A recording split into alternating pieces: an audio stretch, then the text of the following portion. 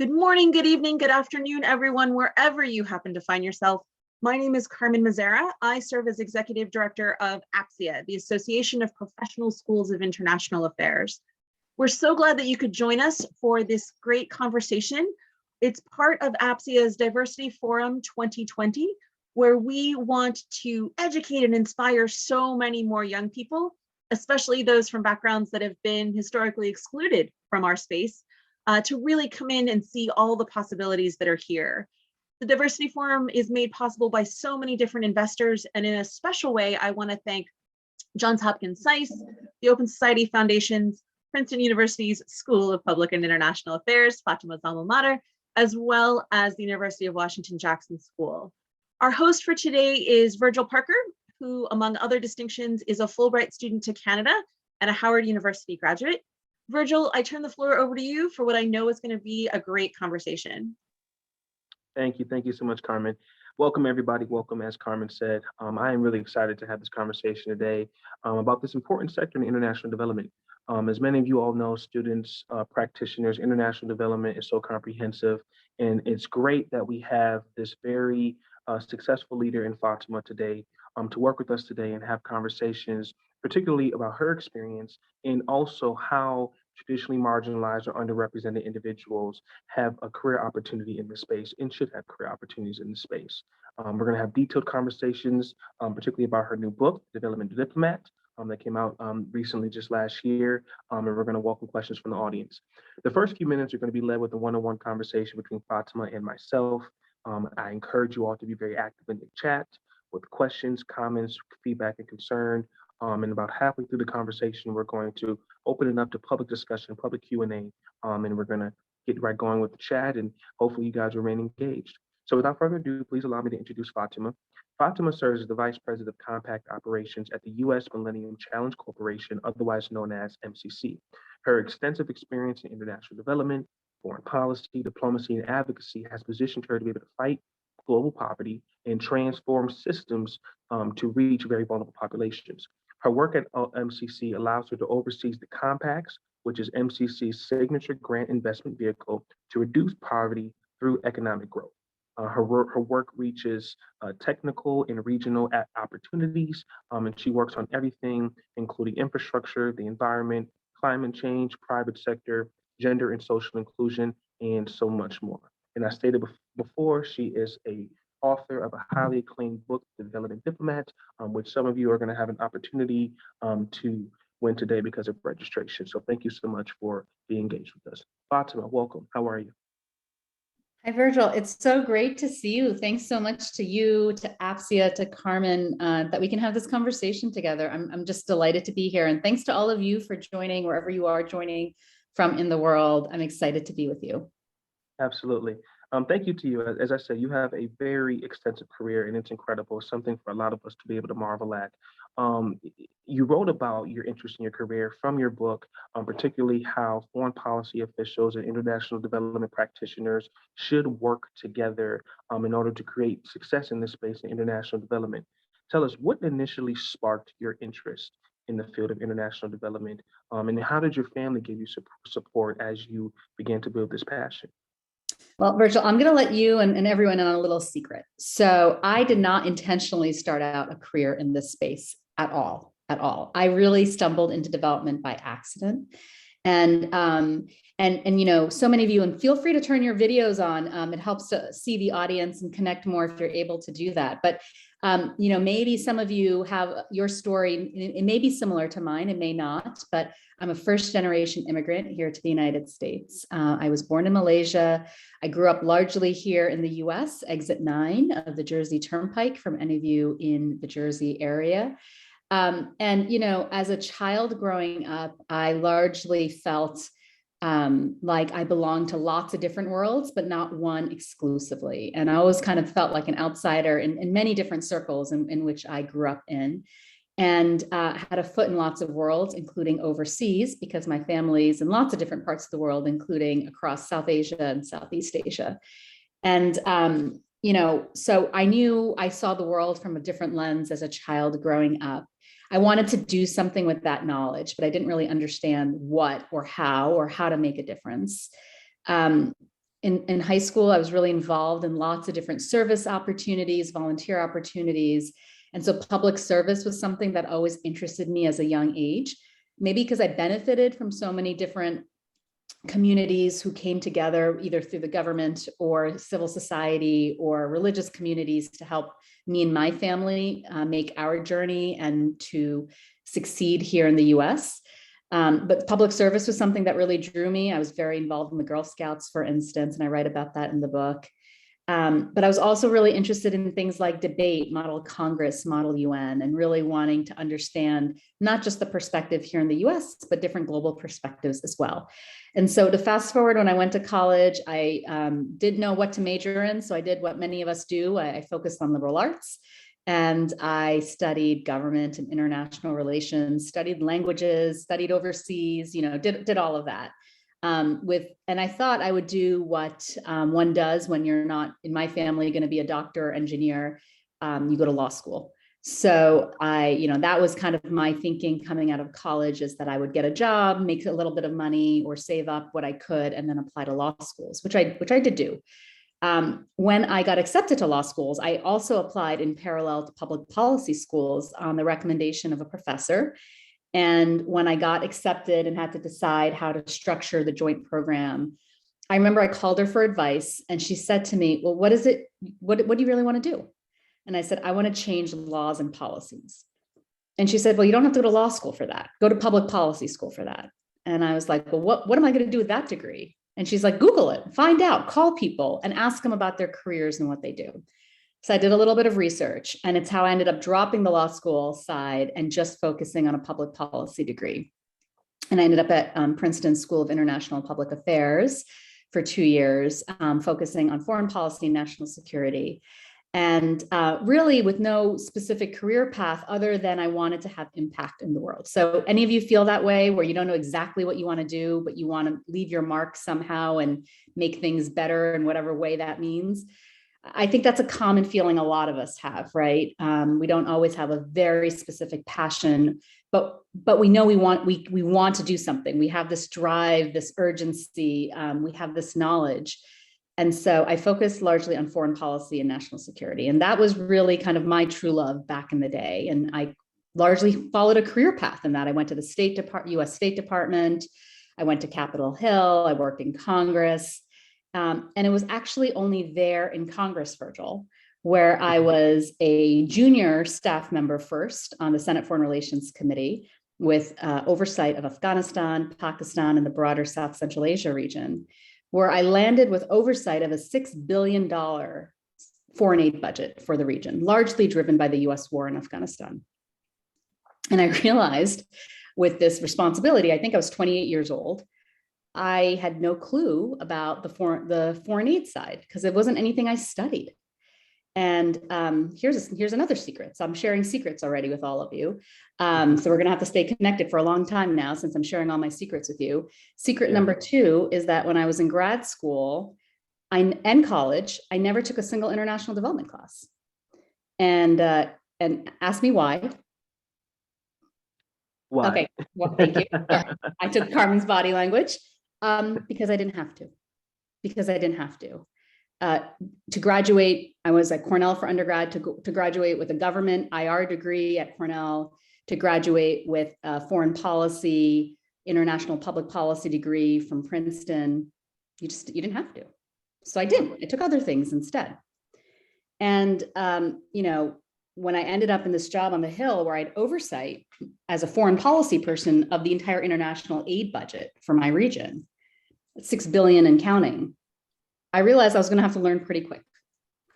And so in real time, I retrained myself on the job to start learning development.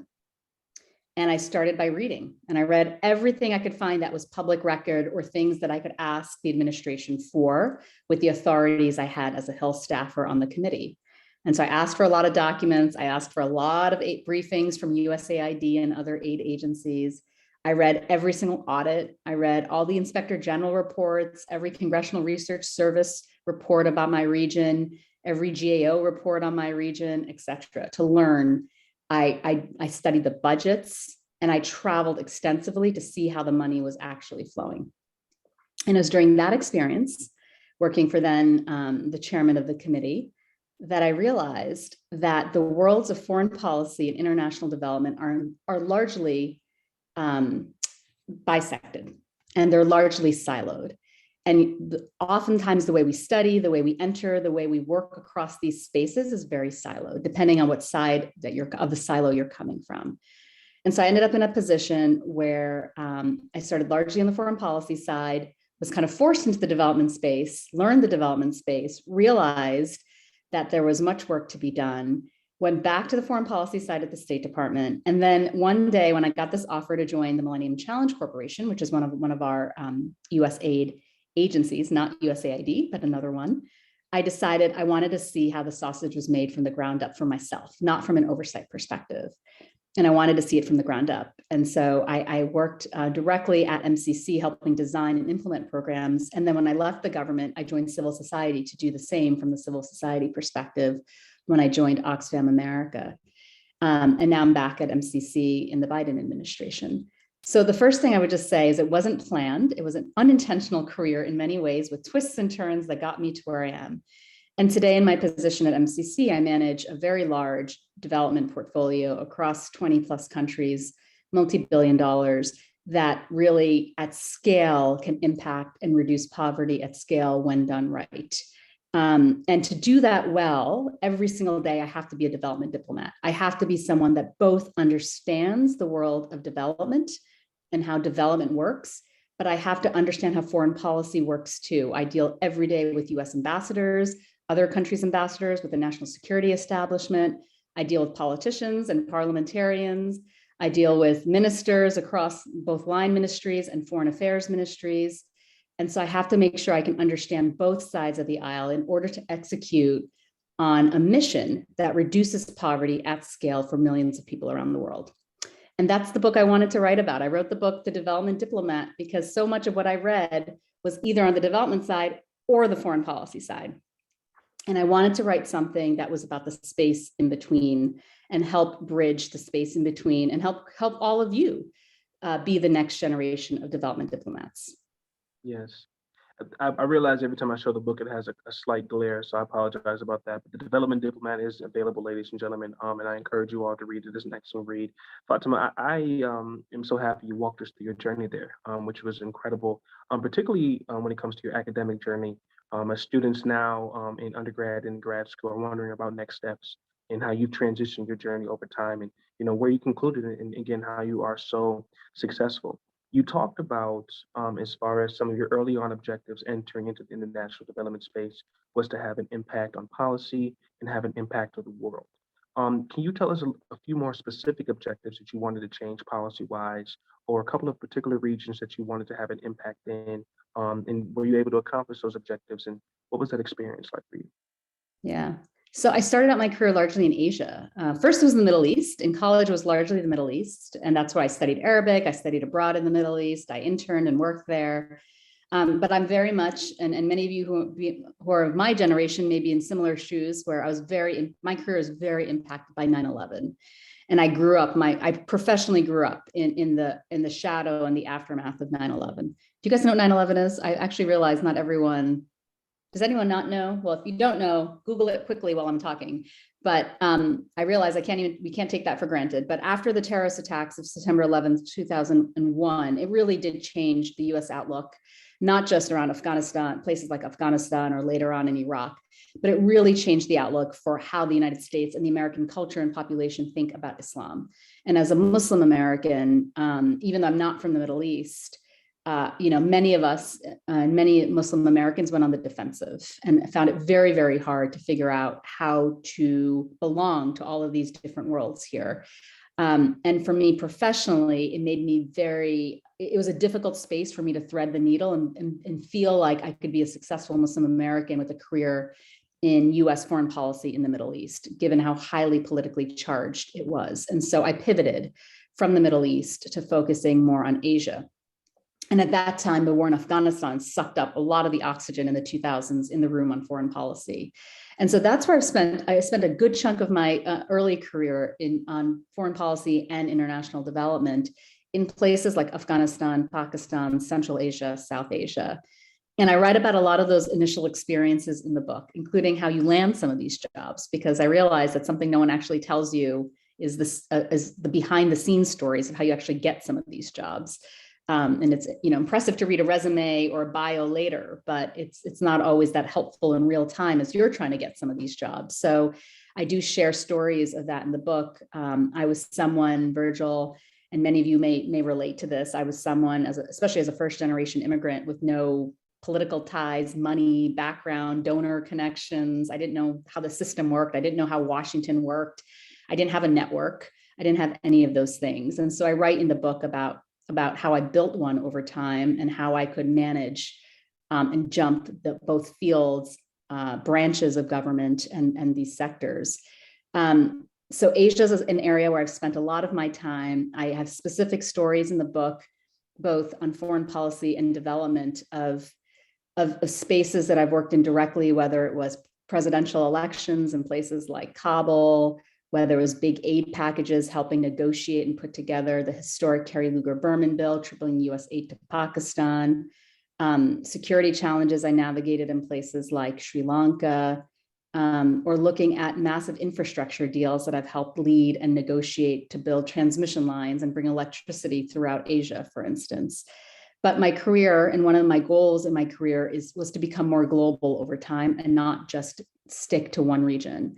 And so I was really thrilled that, especially when I moved over from the State Department to MCC, I could jump from an Asia hand, which I was known for at the time, to having a more global career. And certainly today, my career is not just global, but 70% of my portfolio is in sub-Saharan Africa.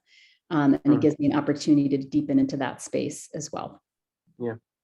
You mentioned career opportunities for students and aspiring professionals. I'm going to get to that question in just a moment, but I want to talk to you about how the international development sector has morphed, and particularly with the pandemic now, these last couple of years.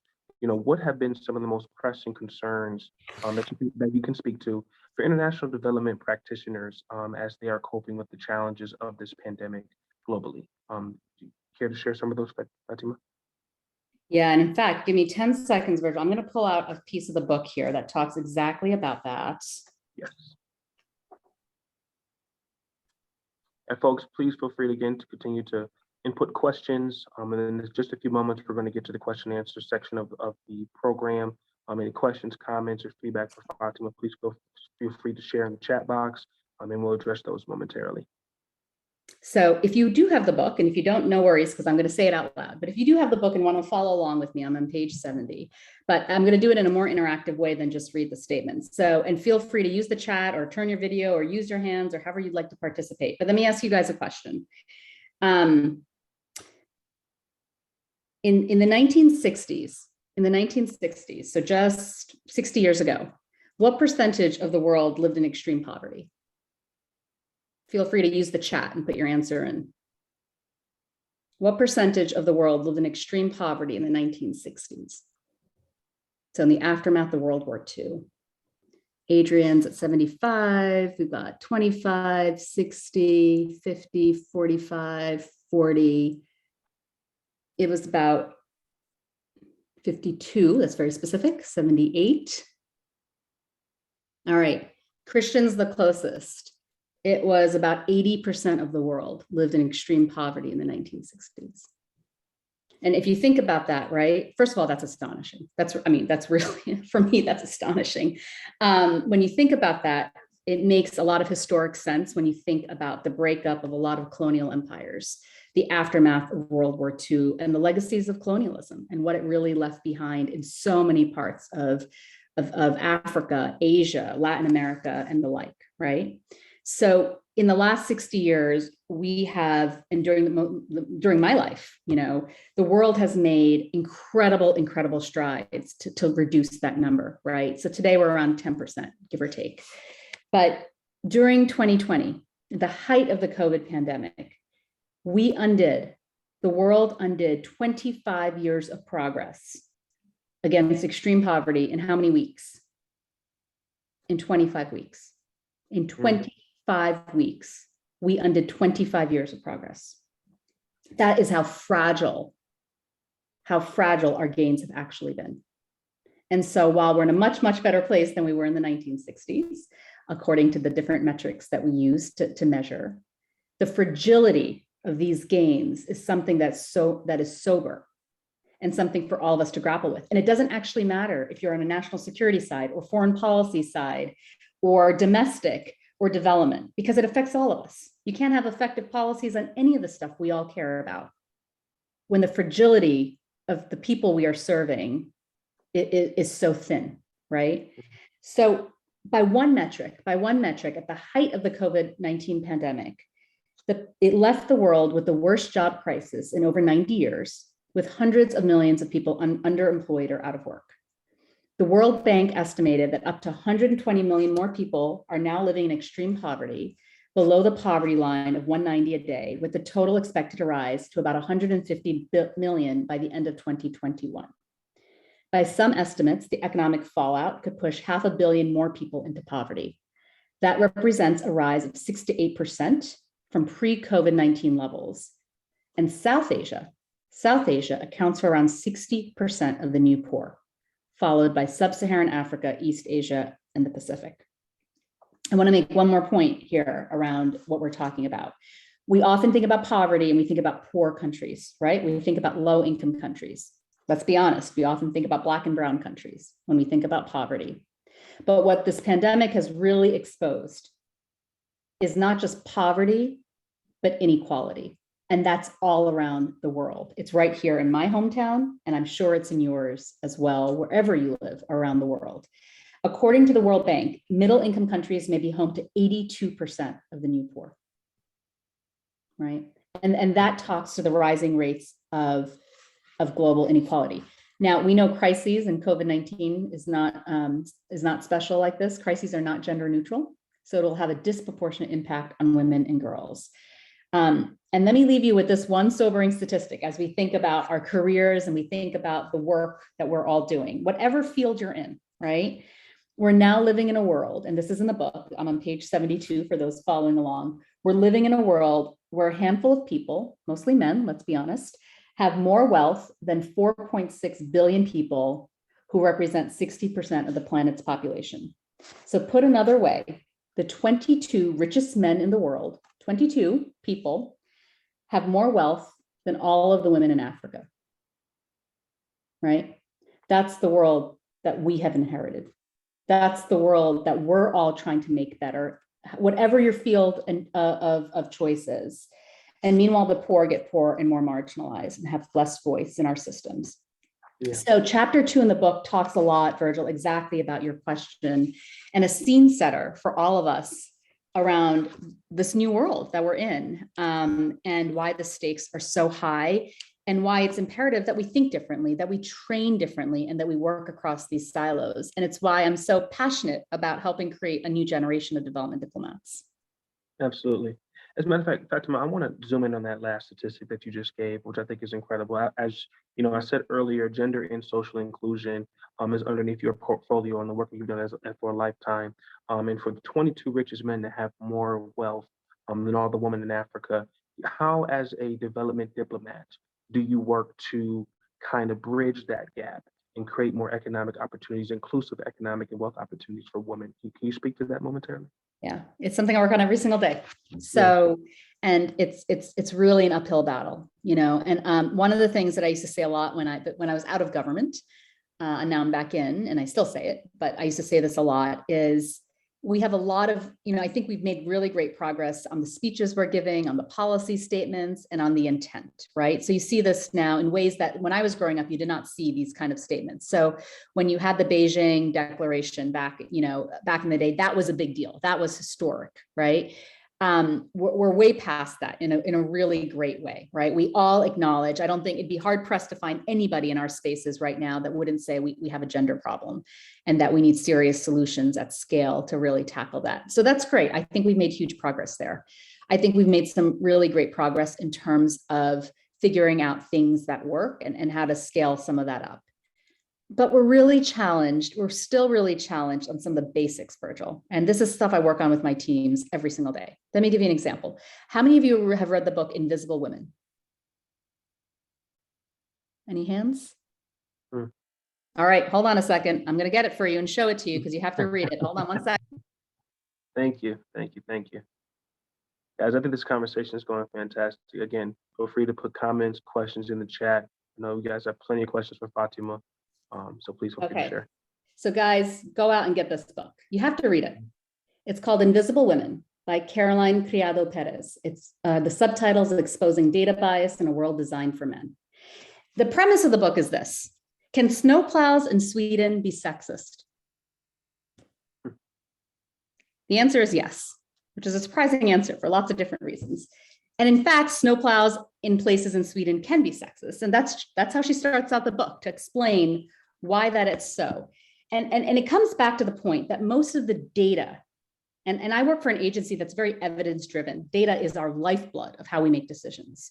But most of the data that we use to make decisions in an informed way is either gender blind or gender neutral. So we don't capture it. And therefore we don't measure it.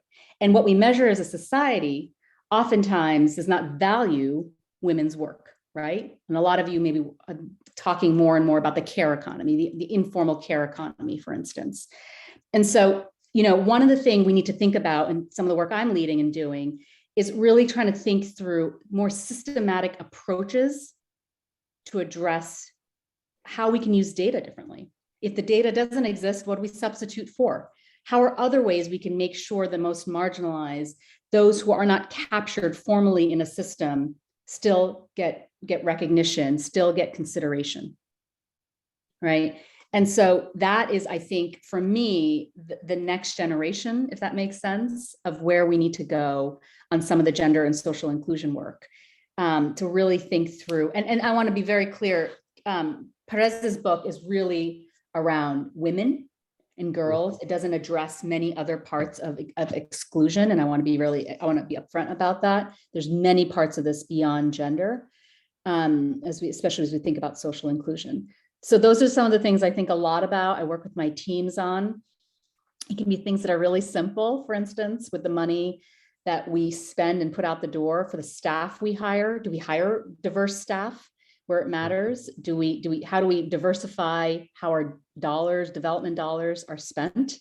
How do we think actively? And it's not just policy statements, it's things like our procurements. Do we have diversity in how we do procurements and how we do contracts and grants management, right? There's our supply chains, our vendors, how we work with small businesses.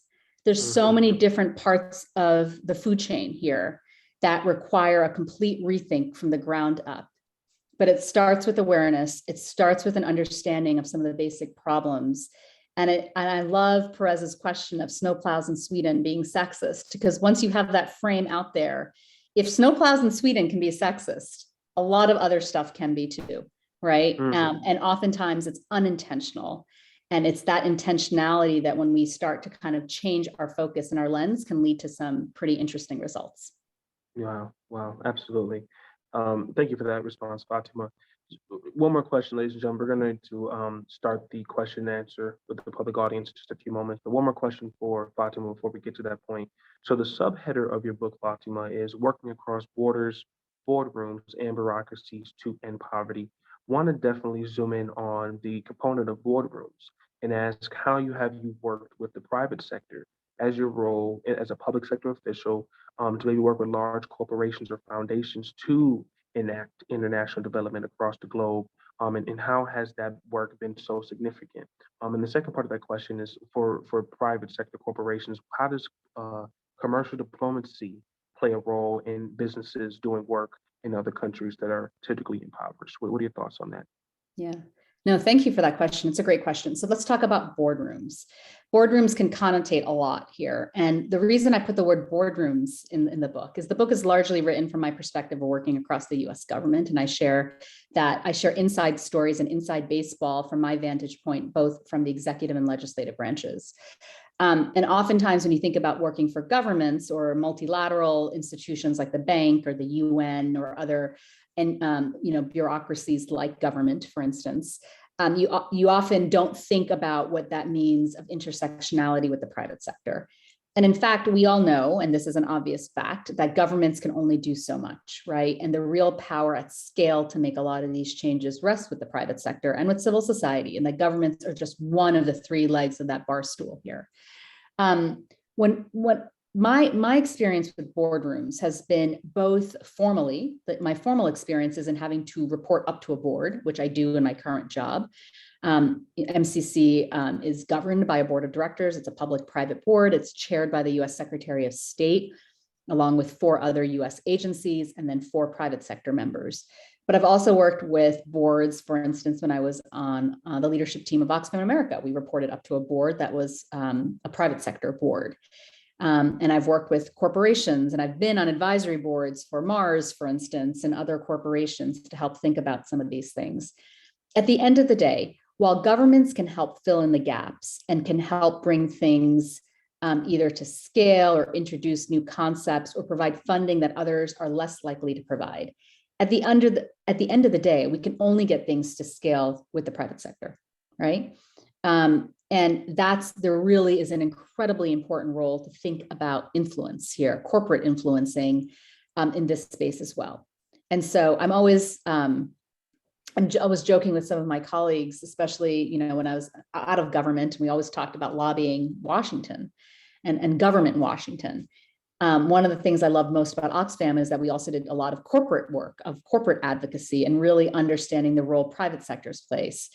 And so when you understand not just the influence that the private sector can have, but how do you communicate to them in ways that are very different than how I need to communicate to my government stakeholders, and how I need to convince them with either presentations that are really around the bottom line, or understanding their impact, understanding risk profiles and risk trade-offs.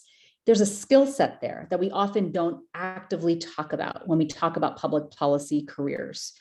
We often think about briefing memos. And remember, did you all write that memo to the president when you were back in policy school or in college, when you were going to solve in 2 pages, your recommendation memo to the president on the crisis in Iran or Afghanistan, or pick your crisis du jour of the day?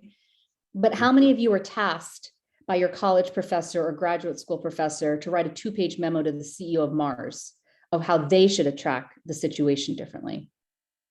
I bet very few of us were tasked with that assignment.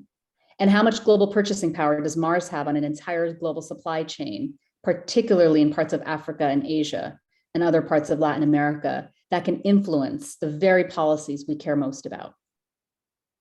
So we're not often trained and taught to think about corporate advocacy and how the corporate world can work differently to advocate for the public policies that we want to see.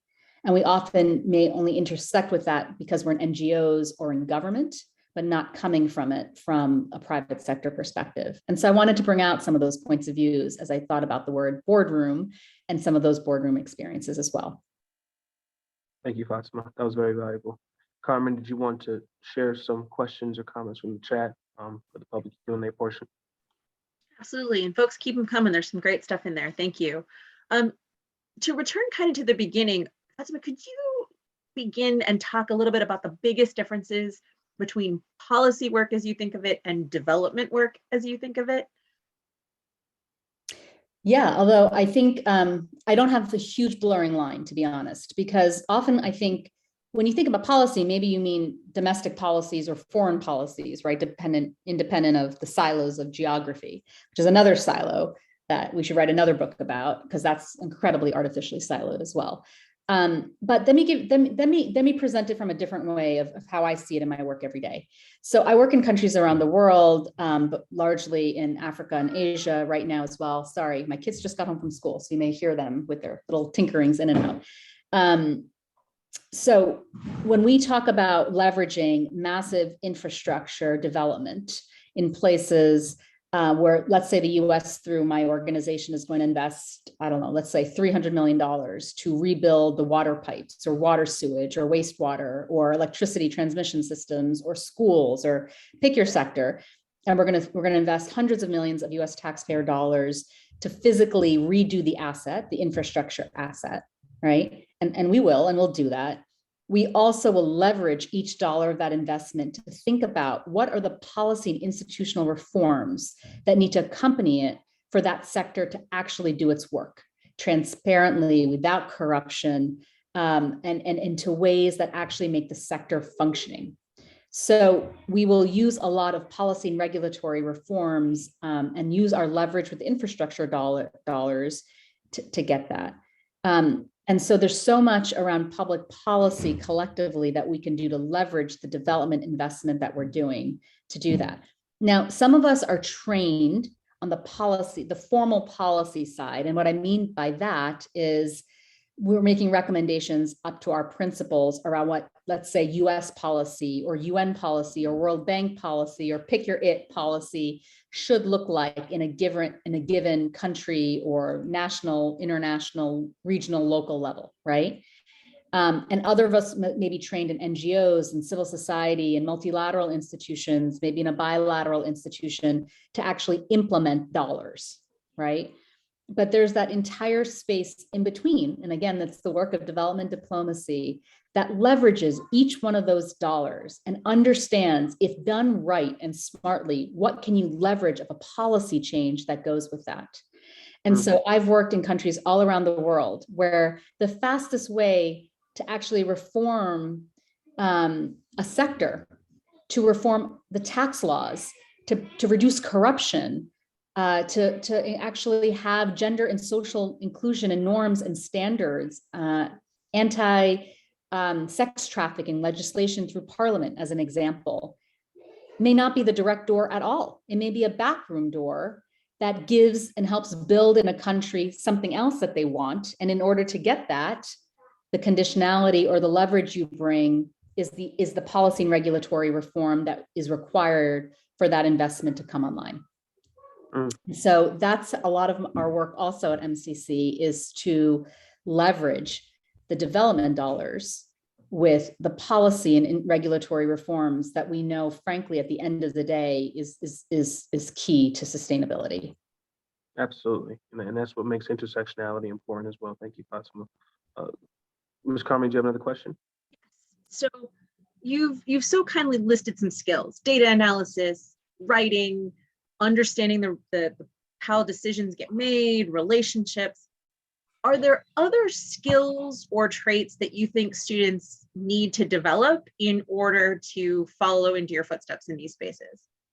Well, thank you for asking the question. And the answer is yes. I have 2 attachments, Carmen, and if you're able to, now might be a good time to put them in the chat. So for those of you that have a chance to read the book, and please do if you're interested, I did summarize, and Carmen, if she's able to, we'll put in the chat, 2 different things that I hope will help you.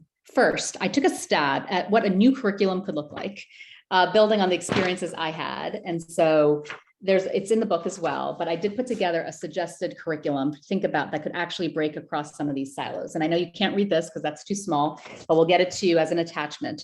But some of the competencies, and it had lists both courses and competencies, but it's everything from understanding, whatever your field of interest is.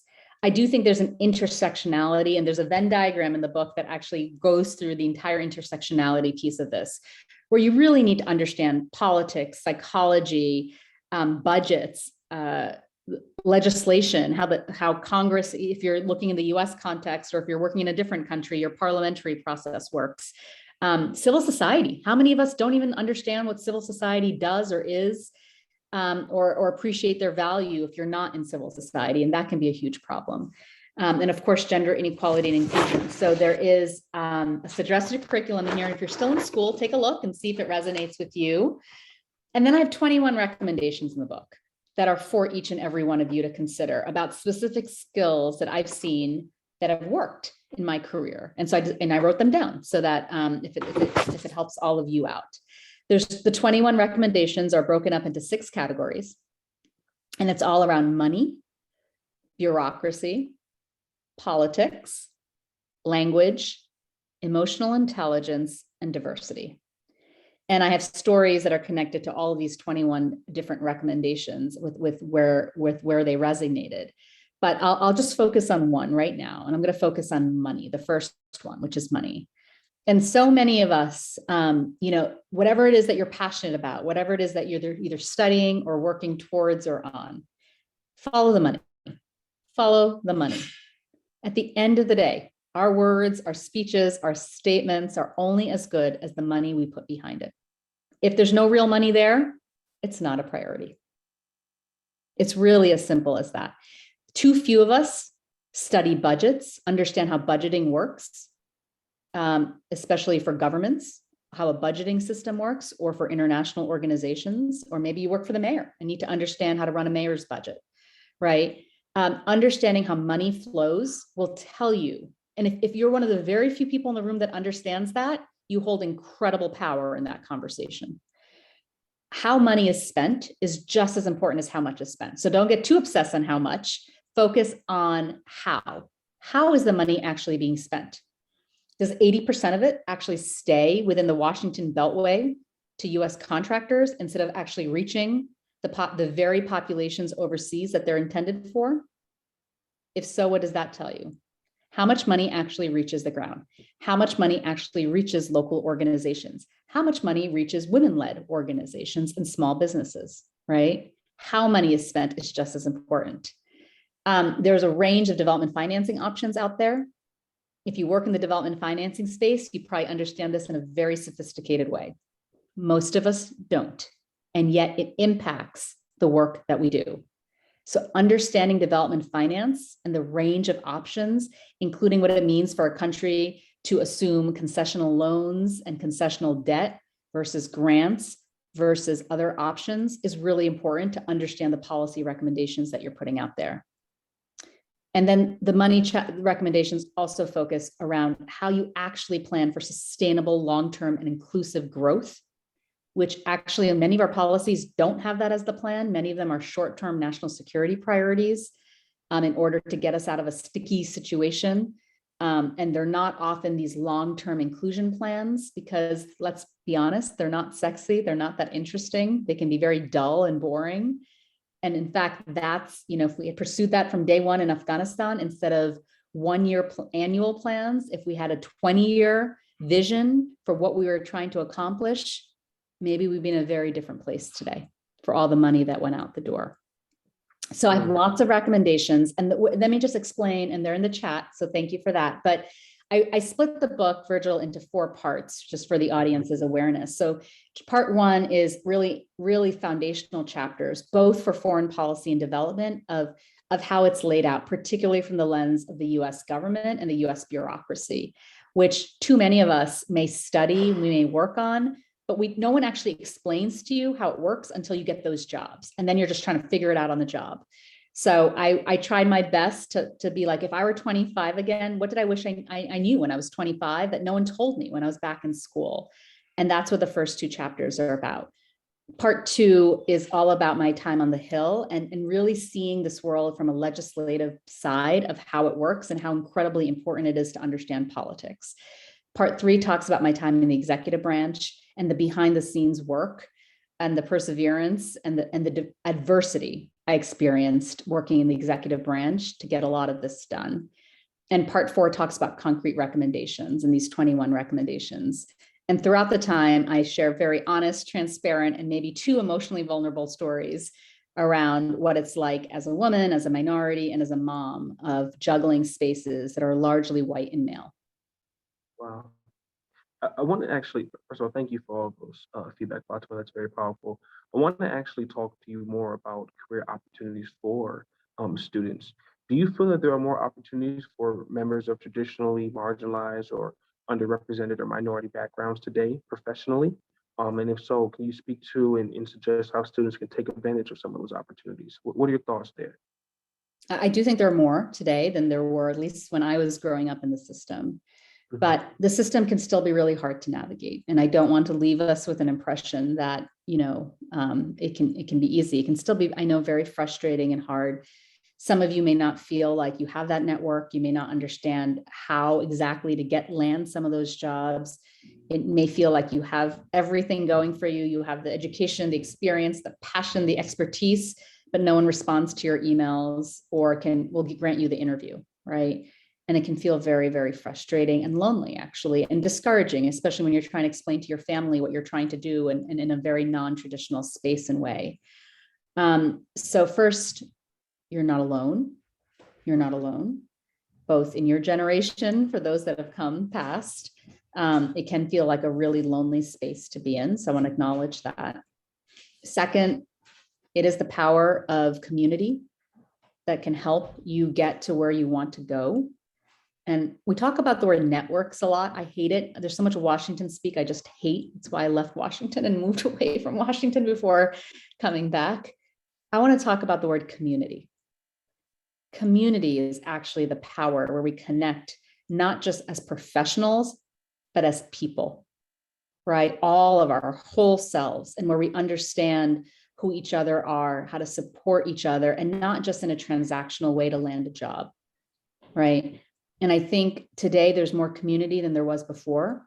I think communities like APSIA, for instance, didn't really exist in the same way when I was growing up through the system. You have them now to help support not just getting your foot in the door to a school or your first internship or for your first job, but continuing that growth and maturity throughout your career, because it's not just getting in, it's staying in. It's getting in and actually feeling like you can succeed in every step of the way. And that challenge remains. And so what I would urge all of you is use communities, be part of communities. Actually, don't use communities, be part of communities, contribute. You have something to give as much as you have something to take. Grow communities, either existing or new ones, and leverage those to help not just land some of these jobs, but once you get those jobs, and many of you are also professionals, do something with them that matters and pay it forward for others that are coming up behind you. And that's how we grow these communities together. So it's something that is one of my top priorities, is to grow the diversity of the communities I'm in and that I participate in. I've been so privileged to be part of them and to benefit from them. And I'm always trying to think of ways to pay that forward.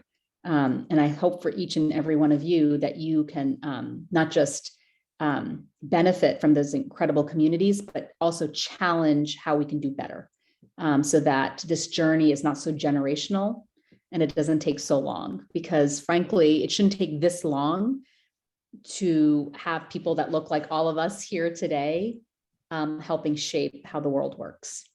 Yeah, absolutely. Carmen, thank you for that, Fatima. Carmen, did you have another question from the audience you wanted to share? We do, and then we also have one hand raised. So I'll pose this one and then we'll turn the floor over. The question we received was about how change happens and whether it takes full scale, maybe violent systemic change in order for things to actually adjust and rebalance that inequality that you talked about, and whether and I know, Fatima, you can't necessarily speak to that, but whether it's a structural issue or it can be individuals within a space, I guess is probably the heart of the question. And then also how things that change happen on the local community versus the global community, and how change can happen there, especially with systems. Great. So that's a hard question, and we could do a whole nother seminar on that, I think. So I'll just do my best in a superficial way right now to say, I think change is hard. Change is not linear. Change is structural. Change is generational. Change is local and global all at the same time. And change is very individual. And one of the things that has hit me the most, that I see all the time in the work that I do, and I work, I'm privileged. I work at very high levels of government, but at the end of the day, who makes change? Anyone want to answer that question? Who makes change? Do governments make change? Do institutions make change? Do businesses make change? Who makes change? The communities. People. Yeah, people, yeah. People, like human beings, make change. It can take 1, it can take 100, it can take 1,000, it can take 1,000,000, it could take 10 million. But at the end of the day, it's just people. And the greatest influence I think one person can have is not, when we say about changing systems, what I think we really mean is changing and influencing and creating space for people, right? Because if you can convince people of your agenda, if you can convince people that what's important to you is important to them, then you've done something. I mean, think about it, each of you all have your set views, right? You all know what's important to you. If I asked you a question about topic X, chances are you'd have opinion on topic X and how you behave on it. Even if that opinion is to have no opinion, that's an opinion, right? If I can get you to change how you think about that, including how you behave about that, not just what you think, but what you do about that information, and to do something that's different than what you were going to do a minute ago, then I've helped change the way you think and act and behave. And that's a pretty hard thing to do, actually, right? And that's the work we're trying to do for public policy. That's what public policy is. It is changing how people, institutions, systems actually think and regulating that, right? Through the laws that we put out there. And so that's why change is so hard. And that's why it is really hard. And that's why it goes backwards, right? Change isn't always, you can make progress today, you can go 3 steps backwards tomorrow. It's not linear. And it's why it can be really demoralizing, right? And you can feel a lot of letdown, and it can take an emotional toll on you, not just as a professional, but as a person, because you bring your whole selves to what you care the most about in our jobs. And that's the burden many of us actually bear in the careers that we have. And so we got to figure out how to take care of ourselves to be able to do that. But that's what I'd quickly say, Carmen, to your question, but it's a good one and it's a tough one. Absolutely. Carmen, did you wanted to get this one last question from the audience before we wrap up? Sure. Rama, please. Yeah. Good afternoon, everyone. And I'm so glad to see Fatima. You are in news and social media in my country these days. So, From Nepal? Yeah, yes. And I'm here a PhD candidate in crop science department in University of Illinois. And I am also doing minor in gender relation and international development. My first question is, especially like the people in STEAM are like traditionally people are supposed to be in one areas of expertise. For example, if I'm in agriculture, my expertise is just on that, like the research and how crops grow, like how to increase the productivity. But still, how could we get an opportunity in non-traditional sector? For example, an agriculture is to have a passion to be a development. How could we achieve that? Is it open in a career? Like if, for example, like if somebody hires a person and who has academic interest or expertise in technical areas, but still wants to work in development sectors or a policy, how does it work?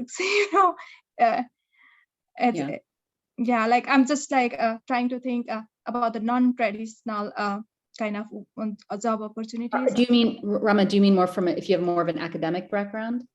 Yes, academic background is one. It's still like, for example, I still had a kind of hard time because my research, my PhD thesis is like more biological, but I wanted to have a minor in gender relation and international development.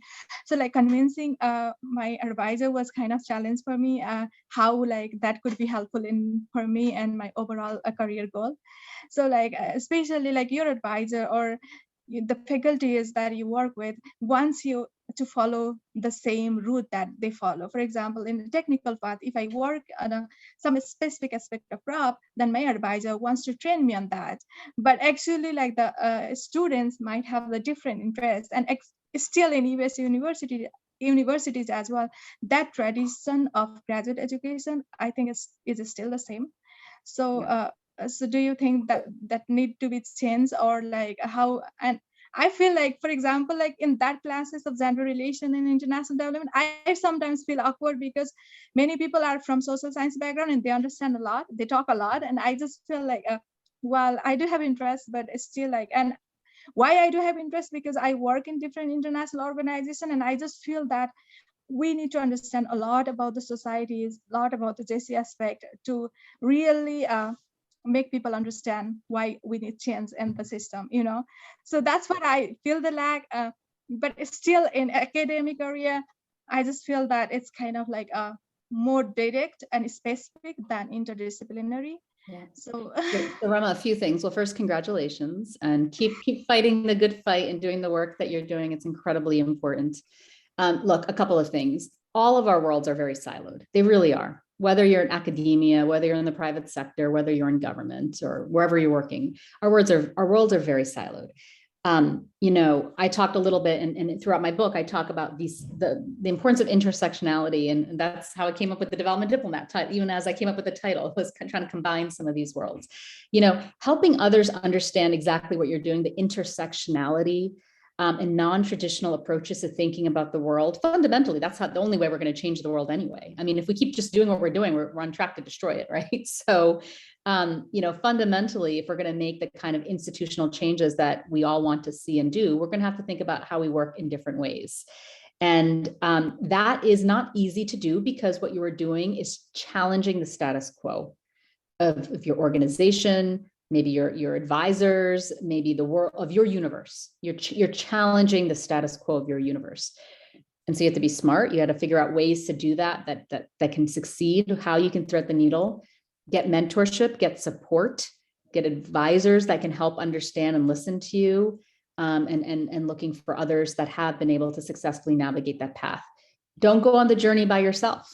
That can feel very lonely and isolating, and you're not alone. There's so many people like you. So find others like you in that space and form that community to also help and support each other as well. And most importantly, I would say, don't give up on what really drives you and what you're passionate about. If you think there's a different way to think about it, go for it, but figure out the strategy for how you can execute that for success, because it's not always easy to do. And you are challenging the status quo. And that's what change is, actually. And that can feel really, really hard. So let me pause there briefly and turn the floor back over to Virgil. okay. I was going to say, Fatima, I really appreciated that response in particular, and also all of your responses tonight. Thank you so much for being with us. It has been an incredible conversation. Thank you to our lovely audience for their participation. Again, please get this book, The Development Diplomat. Fatima gives an excellent explanation of her career and what it's like to be a professional in this space. It gives a lot of encouragement to aspiring and budding international development professionals, and this is a must-read certainly for those who choose to be in this space and understand that people who look like myself and Fatima belong here. So thank you so much. Thank you to all the questions, all the engagement, Fatima, and we certainly wish you the best going forward. Carmen? Well, yes, thank you so much for all of your insights. Fatima, Virgil, thank you for hosting this conversation. Thanks to our lively audience for all of their questions.